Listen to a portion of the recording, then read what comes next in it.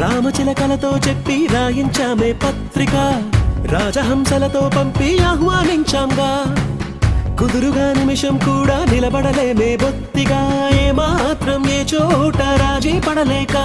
చుట్టాలందరికీ ఆనందంతో కళ్ళు చెమర్చేలా, గిట్టని వాళ్ళైనా ఆశ్చర్యంతో కన్నులు వచ్చేలా. కలల్లోనైనా కన్నామా, కథలైనా విన్నామా, ఈ వైభోగం అపురూపం అనుకుంటానమ్మా. అందాల కుందన